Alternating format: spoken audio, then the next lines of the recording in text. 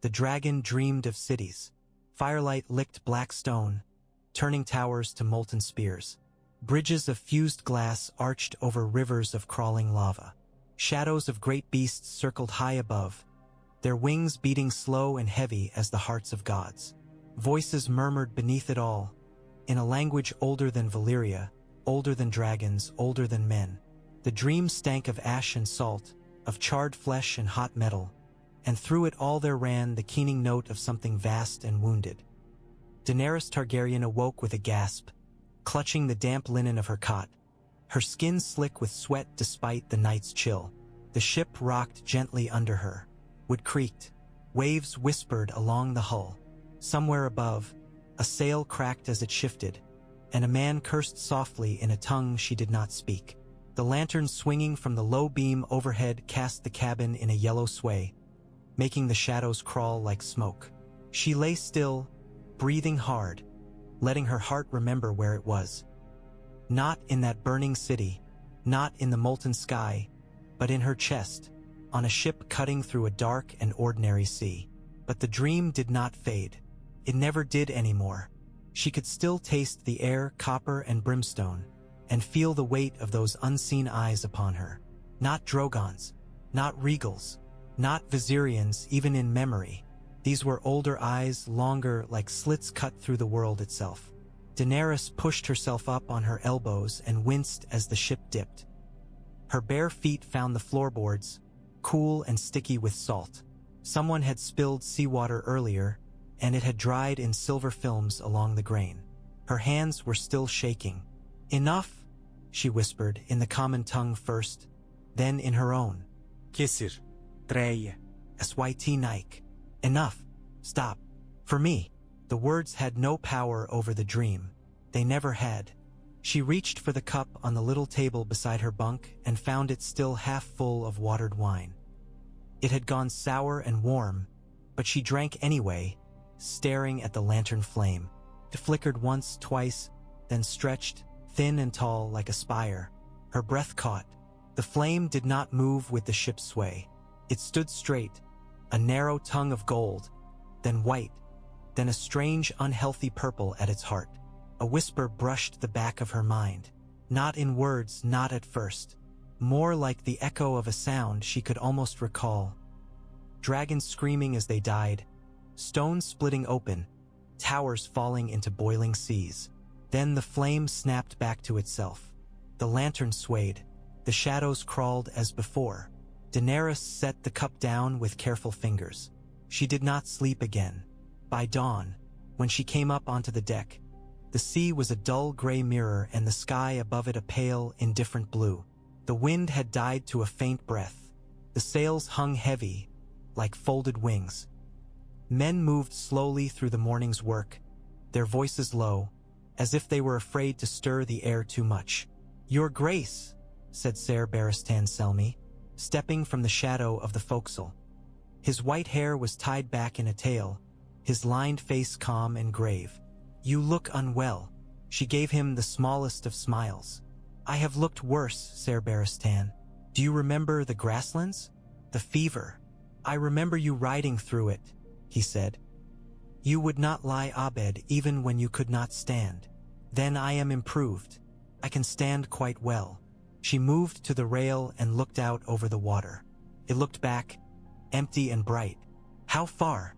"By the master's mark, we should sight land by midday." He hesitated. "If the gods are kind." The word pricked at her already raw nerves. "Which gods?" she asked lightly. "We have so many aboard.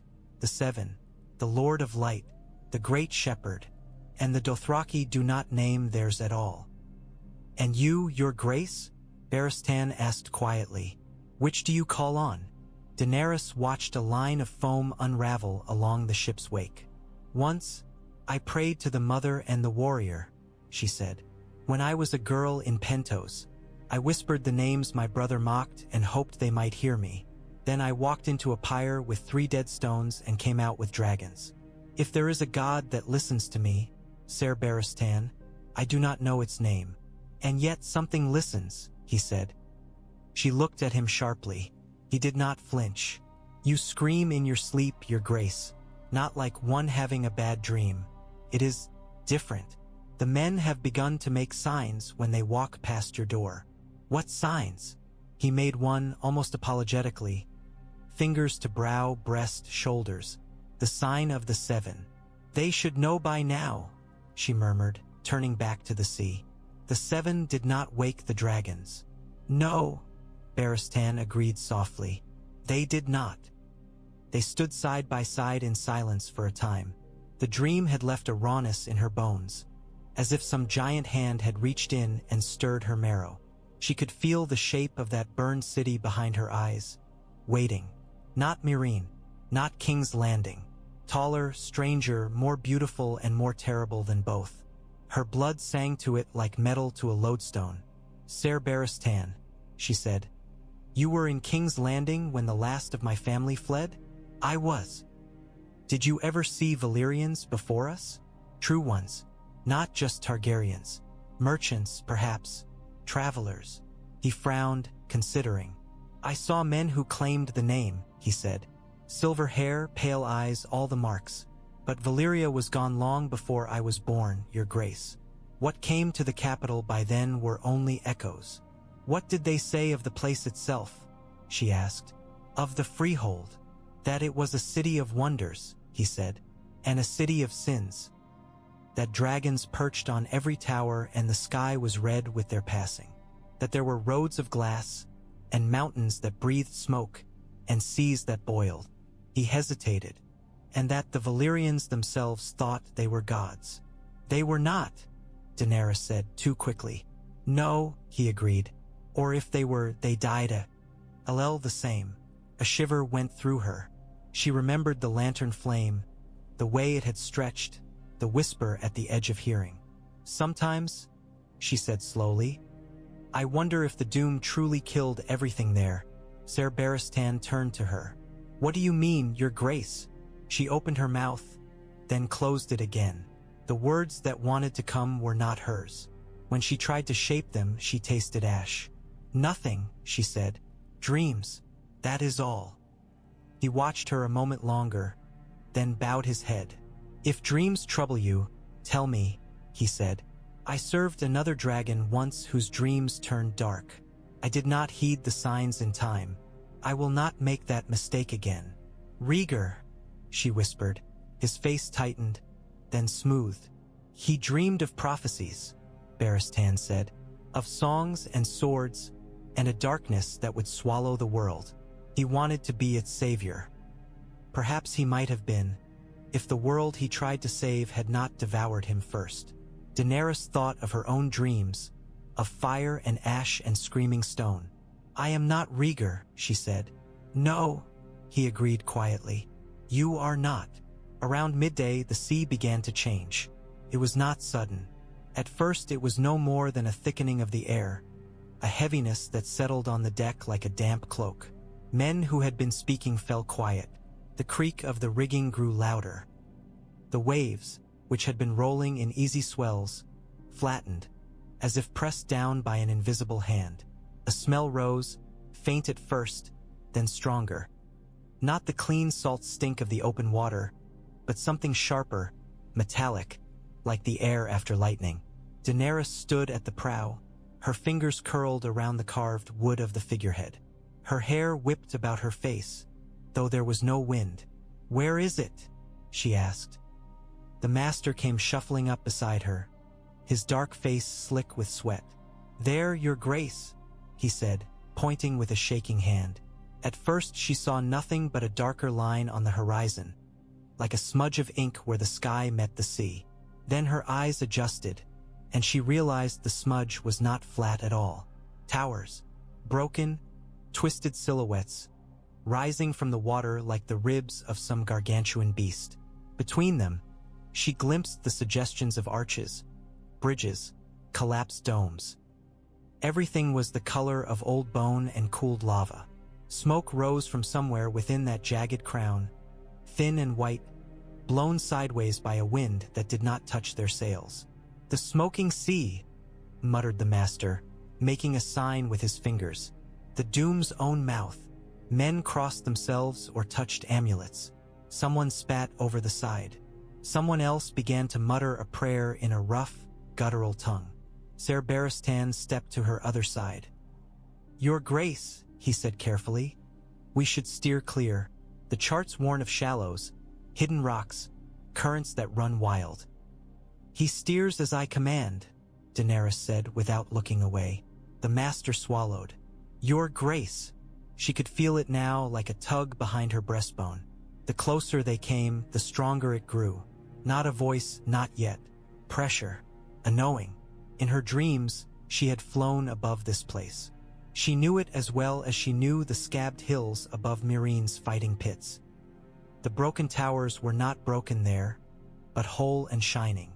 The smoke was not white but red, laced with gold. The bridges did not sag but soared. Her blood had recognized it even when her waking mind did not. "Closer," she said. The master hesitated. The men watched him. Fear moved among them like a cold wind, though the air was unnaturally warm. "Closer," Daenerys repeated, and there was a note in her voice that had not been there before. The master flinched. "Aye, Your Grace." He stumbled back toward the helm, shouting orders that sounded strained and thin. Barristan's jaw tightened. "What do you expect to find there?" he asked. "Only ruins and ghosts."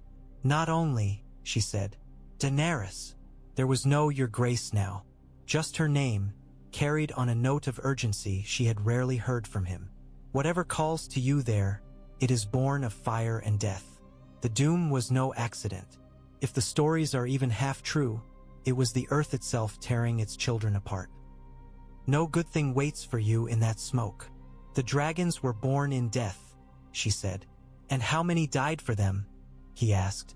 She thought of Mirri Maz Dur, of her son, Rhaego, of the slaves who had fallen in Meereen, in Astapor, in Yunkai, of all the blood that had fed her path. "Enough," she said hoarsely. "Too many. I know." "Then why chase more?" he pressed. "Because I do not know what I am," she wanted to say. "Because something in that broken place knows me. Because when I close my eyes, I can feel hands of stone reaching for me, not to crush, but to welcome." Instead, she said, "Because the world that killed my family is breaking, Barristan. I can feel that too in my bones. Fire in the north, ice in the south, men pulling at threads they do not see. If there is power there that belongs to me, I will have it. Or it will have me. I will not creep around it like a frightened child." He looked at her for a long time. "At least let us lower a boat first," he said. "Scout the way. If there are rocks." "There are rocks," she said, "and shoals and currents that twist like serpents. Your boat will break. Your men will drown. The sea does not want them." "And it wants you?" Barristan asked softly. She looked at the rising ruin on the horizon, at the pale smoke twisting above it like a beckoning finger. "Yes," Daenerys whispered. "It wants me." As the hours crept on, the light changed. The sky overhead remained a washed-out blue, but nearer the broken city, the color deepened, as if the very air grew thicker. The sun dimmed, curdled behind a thin veil of fumes. The sea darkened from gray to a strange, oily black. The smell of sulfur grew so strong that even hardened sailors wrapped cloth about their faces. And murmured of curses, of ships swallowed whole, of screams that rose from the water at night, of shadows that moved beneath the surface, larger than whales. Daenerys stood at the prow and drank it in. The city, if it could still be called such, resolved itself as they drew nearer. Great towers of black and smoked white stone leaned drunkenly over channels that might once have been streets and were now half-flooded canals. Some buildings had been sheared clean in half, as though sliced by a god's sword. Others had melted. Their walls flowed and sagged as if they had been candles left too near a fire. Here and there, a set of steps led straight down into the sea. In the distance, beyond the nearest cluster of ruins, she could see something else. A low, jagged line, darker even than the towers. Mountains, perhaps, or what was left of them. Smoke seeped from cracks in their flanks like breath from a dying beast. The ship crept forward, sails barely filled, the oarsmen pulling in slow, careful strokes when ordered. Every splash sounded too loud. Daenerys's skin buzzed. The hair on her arms stood on end. She felt as though she had swallowed a coal that had not yet cooled. A breath touched her ear. Daenerys! It was not Barristan. It was no one on deck. The word came from within her own skull, like a memory that had never been hers. She closed her eyes. There was a tower before her, taller than any she had ever seen. It rose from the very core of the broken city, its base lost in steam. Its sides were black glass streaked with veins of dull red. It had no windows, no doors. The top of it was lost in low, roiling clouds that glowed faintly from within. She knew this tower. She had flown past it 100 times in her dreams. Daenerys, the Not voice murmured again. Zaldriz's Abrar, dragon's blood. Her heart lurched. Her eyes snapped open. Turn port, she said. Her voice sounded strange even to her own ears. Lower, roughened. There. The master hesitated. Sweat trickled down his cheek. Your Grace, there are no soundings for that channel. We could. Turn, she repeated, and when she did, the lanterns along the rail pulsed in unison, their flames flaring tall, as if caught by a sudden gust that did not touch the sails. Every eye on deck turned to her. The master licked his lips. Port, he croaked. Port, I said. Be quick, you deaf bastards.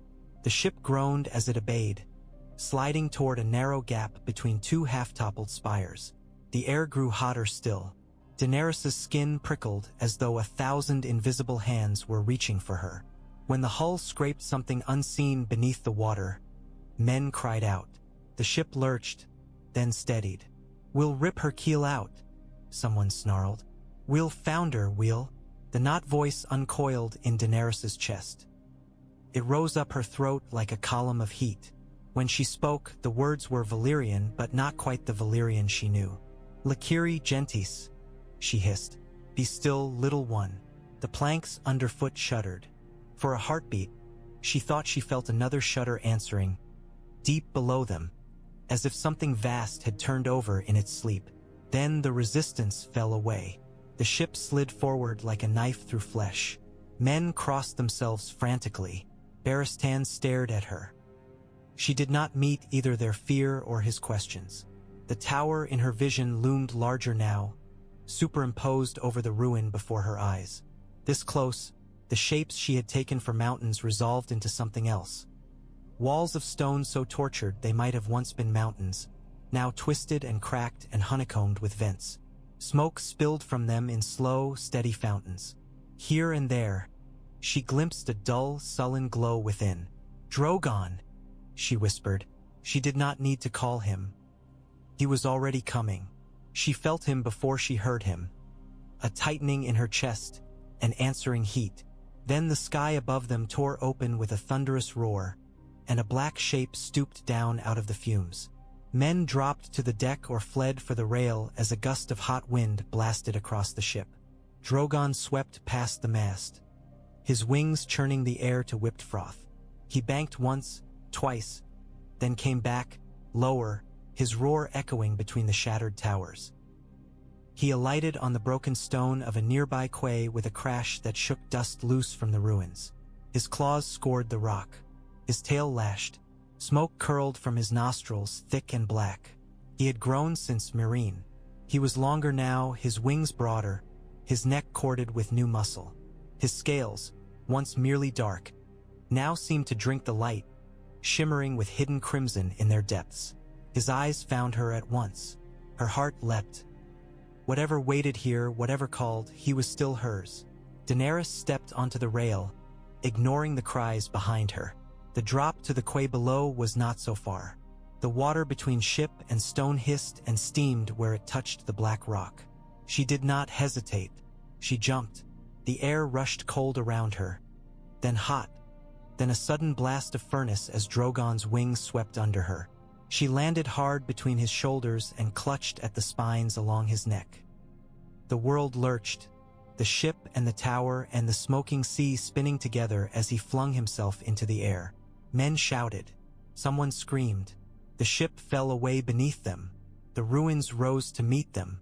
The heat increased with every wing beat. The air itself seemed to burn.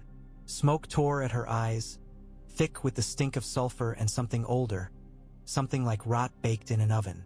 Drogon flew as though something were pulling him, as though he were an arrow aimed at a mark. He did not circle or hunt. He went straight, his body tense, his wings beating with an urgency that matched the pounding of her heart. The tower grew. It thrust up from the shattered city like a black spear, its surface sheer and glass smooth except where veins of dull red pulsed faintly beneath the skin. No door marred its base. No window broke its sides. It was a single, impossible column, as if some god had taken a mountain and drawn it up into a needle. As they neared, the air crackled against her skin. Her hair lifted, haloed by invisible force. The faint red lines on the tower brightened, as if answering Drogon's approach. "Zaldrizo," she whispered. "Dragon." The tower's tip vanished into churning cloud. Lightning flickered within it, but the color was wrong. Not white, not blue, but a deep bloody crimson. Drogon shrieked, a sound that was not fear and not rage but something in between. He did not slow. "Take me there," Daenerys murmured, pressing herself close to his neck. "Do not let me fall." The clouds swallowed them whole. Everything went red. Heat punched through her as if she had flown into a furnace. Her eyes clamped shut of their own accord, tears boiling away before they could fall. Her lungs seized. For a heartbeat 2-3, she could feel only pain, raw and cleansing, as if she were being stripped down to bone. Then the pain fell away. She opened her eyes. She stood on black glass. Her bare feet did not blister. The glass beneath them was hot, but not in any way she understood. It pulsed with a slow rhythm, like a sleeping heart. Red veins glowed beneath its surface, spiderwebbing out from where she stood. The air about her was still and thick. There was no ship, no sea, no wind, no Drogon. No sky. Above her was only darkness threaded with ember-thin lines of red, as if she stood beneath the skin of a great beast and watched fires moving through its veins. She looked down. Her flesh glowed. It was faint, a breath of light beneath the skin, as if her veins had been filled with molten gold. Where her bare soles touched the glass, it brightened, answering the tower's slow pulse. A part of her wanted to panic, to claw at her own arms, to scream.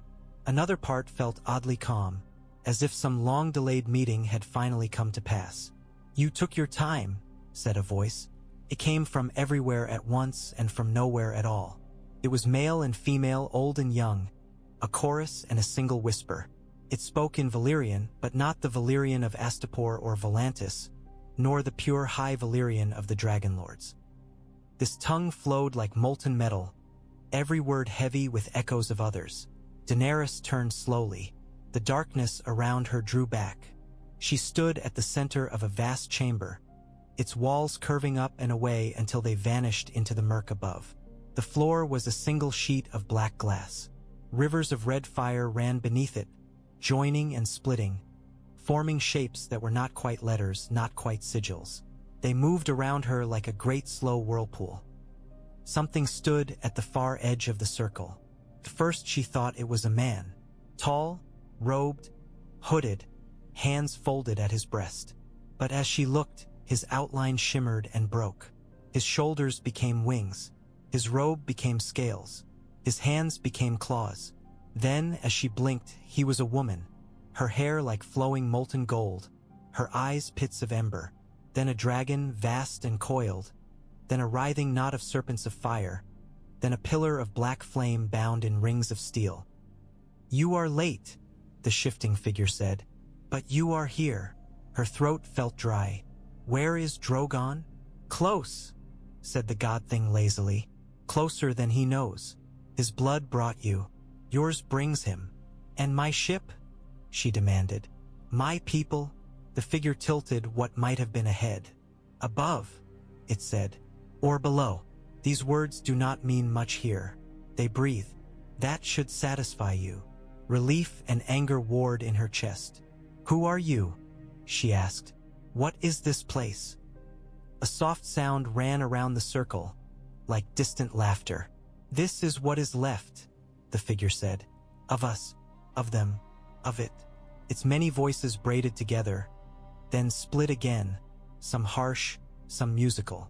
Once there were 1,000 names.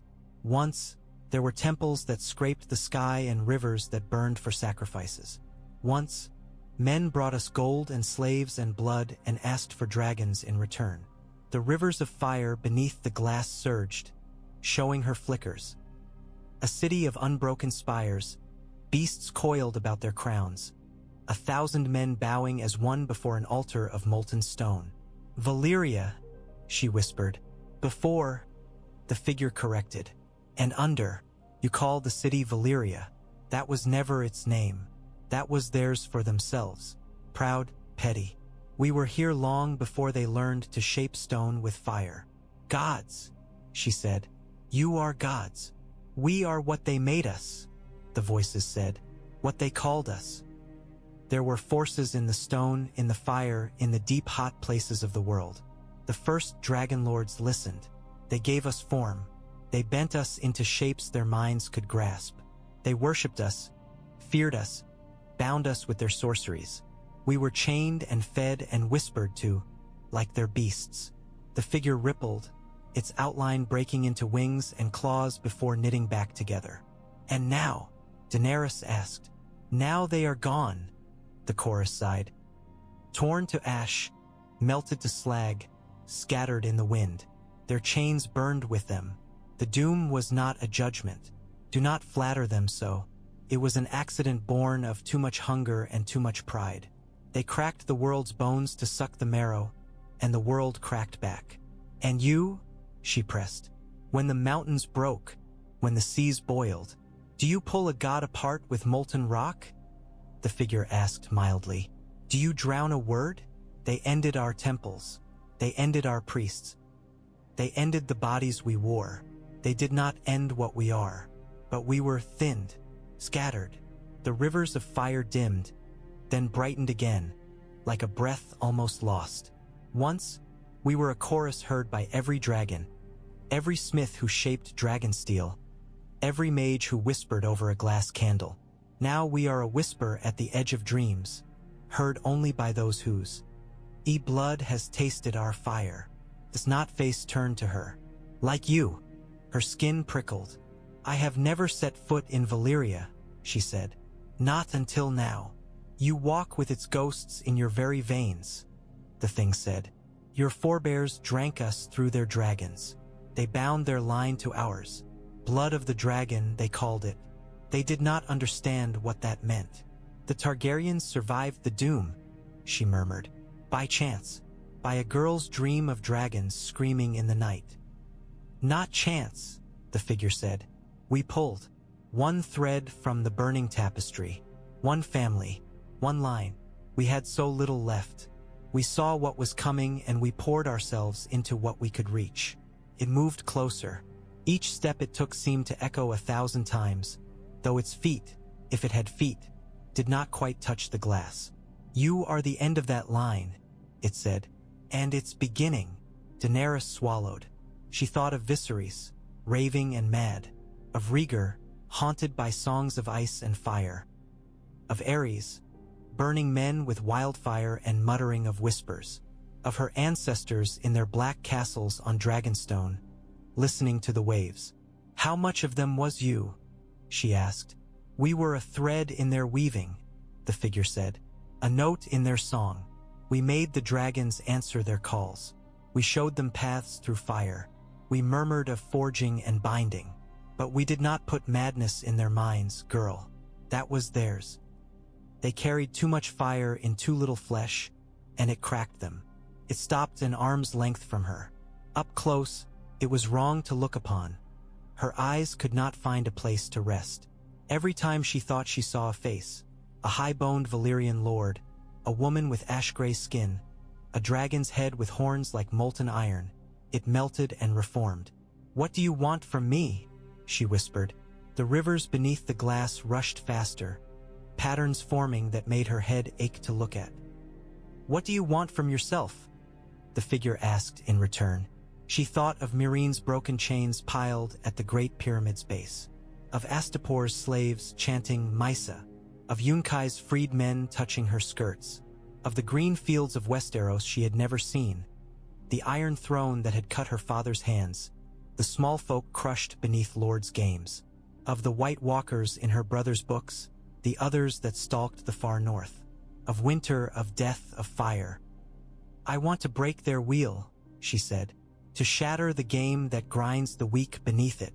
I want to build something better from the ashes." "And what is a wheel?"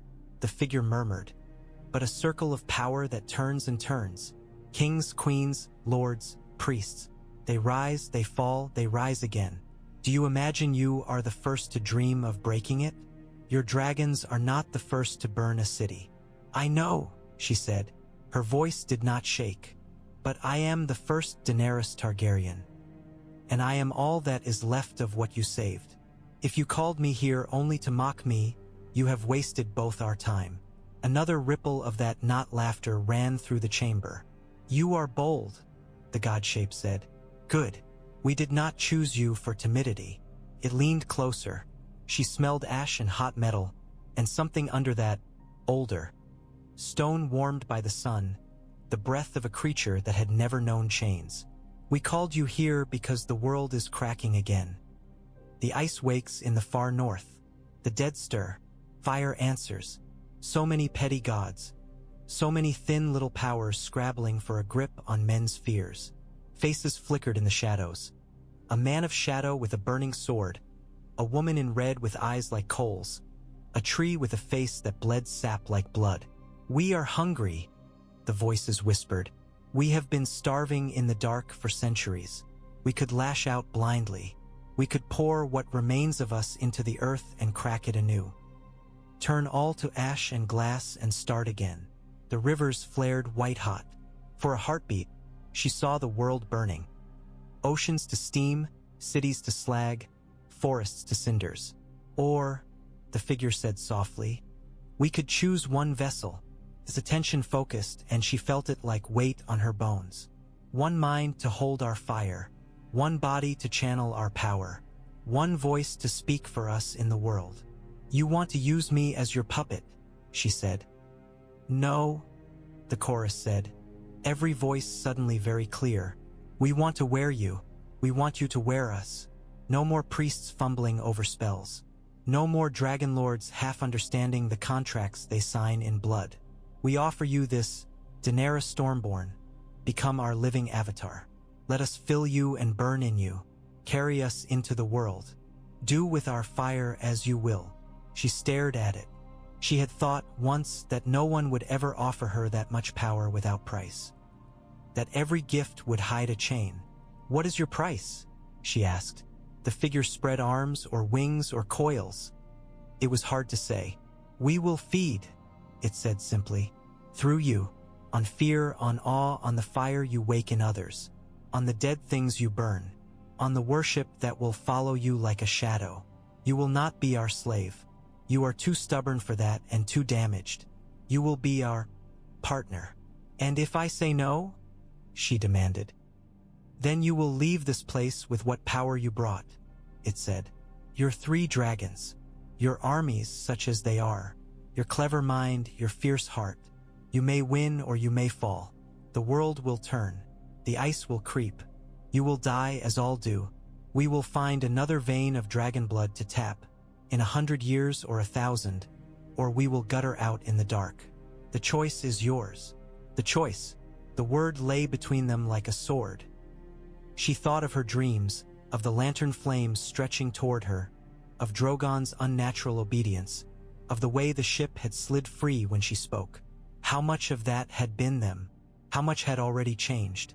"If I accept," she said slowly, "what happens to me?" "You burn," the figure said simply. "You have burned before. You can burn more. Your flesh will become more than flesh.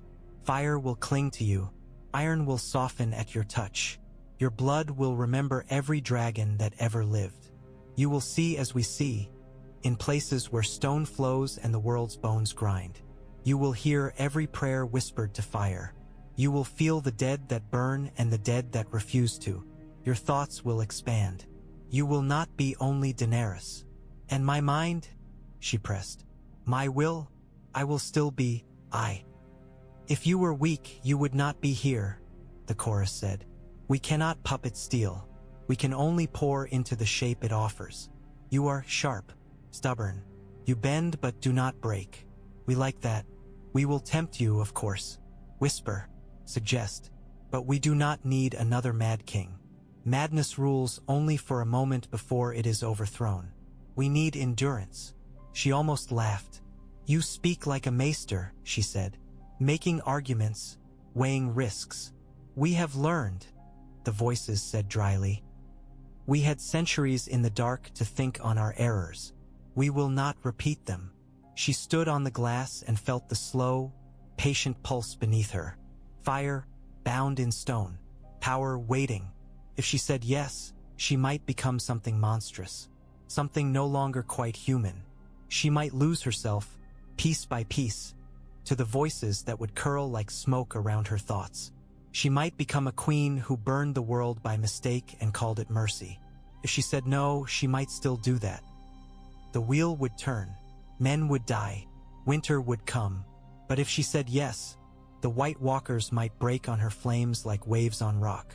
The lords of Westeros might kneel not out of fear of her armies, but because the air itself would press their shoulders down. Slavers might see her face in every torch flame. She thought of the girl she had been in Pentos, frightened and small under Viserys' hand.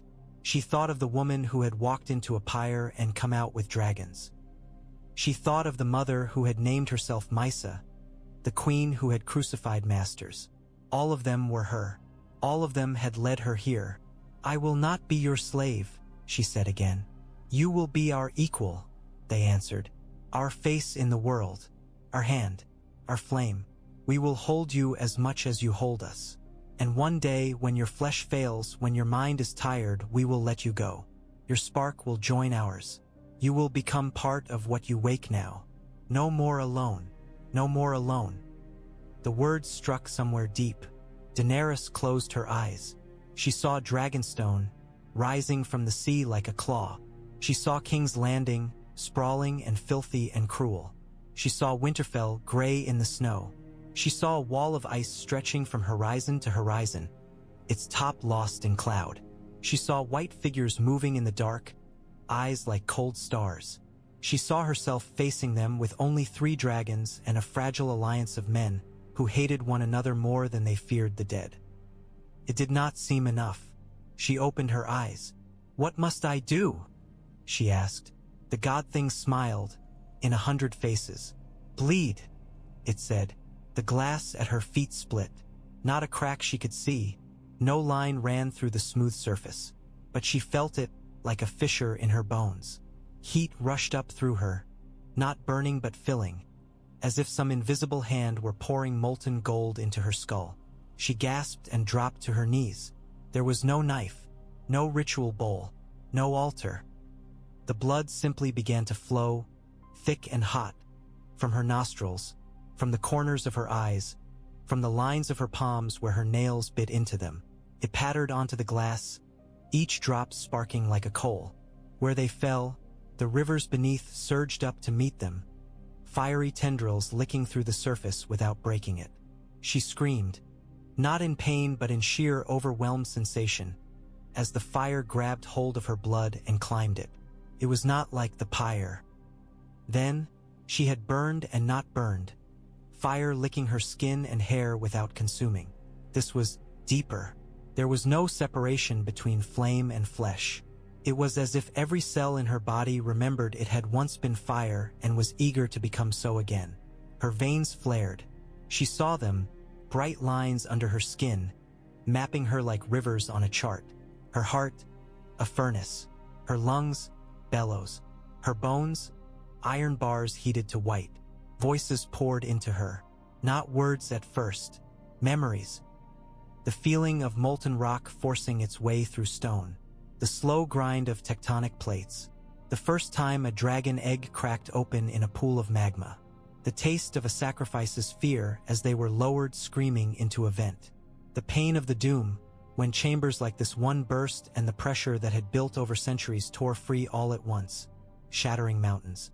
She felt herself stretched thin, her mind a skin of thought over a churning mass of new sensations. "Hold," the god chorus whispered inside her. "Do not break, little vessel. Hold." She clung to herself like a woman clinging to a mast in a storm. "I am Daenerys of House Targaryen." The words steadied her, a pole in the rushing fire. "I am the blood of the dragon." The fire roared in answer. "I am the mother of dragons. I am the Stormborn. I am Khaleesi and Mysa and Queen. I have walked through fire and come out with 3 dragons. I have broken chains. I have been broken and remade. I am not yours. I am not anyone's. I am mine." The rushing slowed. The voices, which had threatened to drown her, separated into strands. She could taste them now, bitter, sweet, hot, cold. Some old and tired, some sharp and hungry. They curled around her, testing, probing, then settling. "Yes," they murmured. "Yes, this will do. This will do very well." The burning eased. She found herself standing again, though she did not remember rising. Her skin no longer glowed, but something new lurked beneath it, waiting. Her blood felt heavy, as if each drop were worth 10 of what it had been. She took a breath. The air tasted of ash and stone and a dozen other things she had no names for. She could feel heat moving through the chamber walls, deep currents like undersea tides. She could sense, faintly, the ship above, would dry and brittle, men's hearts beating, their fear flickering like candle flames. Beyond them, she felt the sea, heavy, cold, a blanket over the world's wounds. And under it all, the fire, always the fire. She looked at her hands. They looked as they always had. Small, pale, familiar. There was a faint tracery of almost invisible lines along her fingertips, like the memory of scales. The god figure was gone. The chamber around her dimmed. "Wait," she said. Her voice echoed strangely, layered with another that was not quite her own. "We are done. For now," came the answering whisper, from everywhere and nowhere. "We are in you. You are in us. Go, Daenerys. The world waits. Burn or save it as you will. Every choice you make now feeds us. Do not disappoint us, little avatar." The floor lurched. The rivers of fire surged up around her, engulfing her in red and gold. She did not scream this time. The flame felt like an embrace. Then the world snapped. She was falling. Air tore past her. Smoke choked her eyes. The heat of the tower's cloud returned, then fell away. She heard Drogon shriek in terror and rage. Something hard slammed into her chest, knocking the breath from her lungs. She clutched instinctively and her hands found black scales. Drogon. He had caught her. They tumbled together for a moment, wings flailing, tail lashing. Then he righted them with a convulsive heave. They burst out of the red cloud into open air. The broken city lay below, spread out like a shattered skull. The ship was a toy on the dark water, men on its deck pointing, shouting. The smoking mountains beyond the ruins breathed steadily, every exhalation glowing faintly in her new sight. Drogon's heart hammered under her legs, wild and ragged. His mind brushed hers, a panicked whirlwind of impressions. Fire, falling, the wrongness of the tower, the taste of its air. She laid a hand on his neck. "Hush," she murmured. The word echoed inside her head and his. "Genty, little one, it is done." He shuddered, then steadied. "He can hear us too," she realized with a flicker of awe. The dragons were always tied to whatever these things were. What had been a thread before was now a chain. Drogon's eye rolled back to fix on her. For a heartbeat, she saw herself reflected there, not as a small pale woman clinging to his neck, but as a towering figure of flame crowned in molten gold, eyes like furnaces. Then the image was gone. They glided down toward the ship. The men's fear hit her like a wave before they were close enough to hear their voices. Tasted intoxicating, sharp and bright, a spice on the air. She could have drunk it and grown drunk herself. She swallowed hard.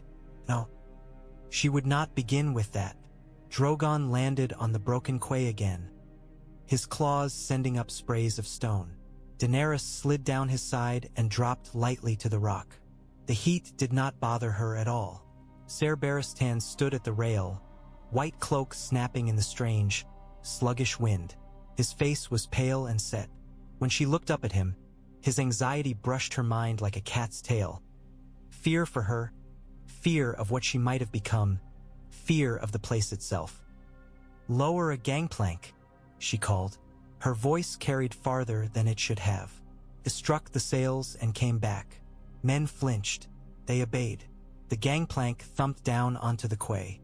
Barristan descended first, hand on sword hilt. Grey Worm followed, his face expressionless, his spear in hand. Missandei came after, small and tense, her eyes wide with something more than awe. "Your Grace," Barristan said. "What happened?" She opened her mouth to say, nothing, to lie, to pretend she had only flown up, seen something, flown back. The words tasted sour. She had just bound herself to something vast and ancient. She had poured her blood into fire. To begin with a lie felt wrong. We are changed," she said simply. Missandei's eyes flicked to her face, then away. "We?" she whispered. "Me," Daenerys said. "And?" She touched her chest. Her voice dropped. "And they?" Barristan's hand tightened on his sword. "They? Old things," she said. "Older than the freehold. Older than the dragons.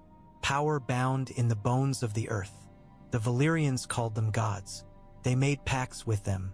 They grew drunk on what those pacts gave and cracked the world. When the doom came, those beings did not die. They were wounded, scattered. They called to my blood all these years, in dreams, in fire." Grey Worm watched her with the same steady gaze he turned on enemies. "You spoke with them," Barristan said slowly, "as I speak with you now." "Oh, we did more than speak," she said. She could not help the faint smile that curved her mouth. "We made a bargain. Your Grace." He had spoken that way once when she had ordered the crucifixion of Myreen's masters. Pleading, alarmed, she lifted a hand. Tiny flames danced in her palm. No spark set them, no flint, no tinder. They simply appeared, coiling up from her skin like living things. They were not the dull orange of a campfire. They were clear, white gold at the core, fringed in blue and red. The heat of them washed over Barristan's face. He stepped back despite himself.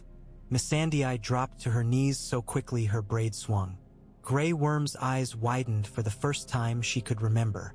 The crew at the rail made a sound like a wave breaking. A collective gasp, a rustle of bodies stepping back in terror. Daenerys closed her fist. The flames winked out. "I am their avatar now," she said softly. "Their living vessel in the world. Their power runs through my blood. I can feel every vent in those mountains." She nodded toward the smoking peaks beyond the ruins. "Every ember in a city's bones. Every spark on this ship." Barristan's throat worked. "And what do they ask of you for this gift?" he forced out. "Only that I be myself," she said. "That I do what I intended to do anyway. Break the wheel. Burn my enemies. Protect what I claim as mine. Their hunger feeds on such things. They do not care who sits a throne so long as the fires are fed." "And if the fires must be fed with innocence?" he asked. "With cities? With children?" A whisper curled at the back of her mind. "Cities burn so beautifully, little queen. The fear, the awe, the sacrifice." She pushed it back. "That will be my choice," she said. "Not theirs." Barristan's jaw clenched. "Will it?" he asked quietly. She met his eyes. He saw something there. She did not know what, only that his expression shifted, from simple fear to something more complex. Grief, perhaps. Pride. Resignation. "You are your father's daughter," he said. And your brother's sister. And something they never were. I am not Ares, she said. No, he said. You are not. If you were, we would already be ash. I will need you, she said. The words surprised her as she spoke them, but they rang true. More than ever. To tell me when I go too far. To stand against me if you must. You ask much, he said. I offer much, she answered. He looked at her hand, the one that had held living fire, then back into her face. At least you are honest, he said at last. Very well, Daenerys Stormborn. I swore my sword to House Targaryen long before you were born. I will serve you until my death, even if that service requires me to raise my sword against you. She smiled crookedly. Let us hope it never comes to that. Missandei, still kneeling, lifted her head. What does this mean? She whispered. For us, for the freed cities, for everything. Daenerys turned to look out over the shattered remnants of the freehold that had once ruled half the known world. In her new sight, the ruins glowed faintly, like coals buried under ash. Here and there, embers burned brighter, old enchantments clinging stubbornly to melted towers, relics buried in glass. The mountains beyond pulsed like hearts. Beyond them, very faint, she could taste other fires. A ruby burning on a priest's throat across the sea. A sword wreathed in flame far to the north. A boy with a wolf's eyes dreaming in the roots of a tree. The world was alight with small, desperate fires. We go west, she said, to Dragonstone, to King's Landing, to Winterfell. I will take what is mine with fire and blood. But I will not be only a conqueror. I will be a new kind of queen. Their gods chose kings and heroes and burned them up. My gods have chosen me. I will not be burned. She could feel their amusement at that, their curiosity. And the others? Missandei pressed. The lords, the small folk. They will kneel, Daenerys said simply. Those who will not kneel I will burn. But those who do, I can do more for them now than any queen of men. Storms can be turned aside. Crops can be spared frosts. Plagues can be burned out. The dead in the north can be met with a fire they have never seen. She flexed her fingers. Tiny motes of light rose from her skin, like sparks drifting up from a hearth. They will call me goddess, she said quietly. Some already do. Mysa, breaker of chains, mother of dragons. Now they will add more names. She thought of the Tower of the Bargain, of the sense of something vast coiled within her.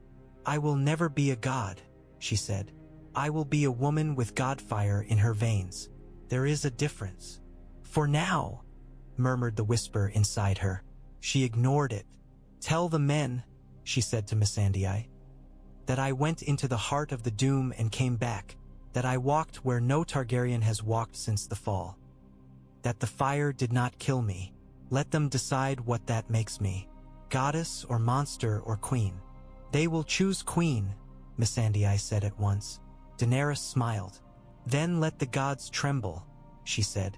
The sea around Valyria hissed and steamed as they sailed away. The men worked the oars in near silence, their eyes fixed on the dark water rather than the slowly shrinking ruins. Some muttered prayers. Some wore new charms around their necks. Bits of black glass, twisted metal, stones taken from the quay when they had briefly docked to repair a scraped hull. Trophies from hell. Daenerys stood at the stern, watching the smoking mountains recede. She could still feel them, even as they dwindled to a jagged line on the horizon. The fire in their guts pulsed under her breastbone faintly, an echo that would never quite fade. A part of her would always be there now, bound to that place of ash and glass. She did not feel diminished by it. She felt anchored. What are you thinking, Your Grace? Missandei asked softly at her side. That I understand my ancestors better now, Daenerys said. To walk with this much power and choose not to burn the world is difficult. Do you wish to burn it? Missandei asked. She thought of King's Landing's crowded streets, of Myreen's fighting pits, of Astapor's crimson brick, of all the cruelty she had seen, all the petty spite and stubborn selfishness. Yes, she said. Sometimes. For a moment. Very much. She exhaled. Then I remember the faces of the children who called me Mysa, of the old men who wept when their chains fell.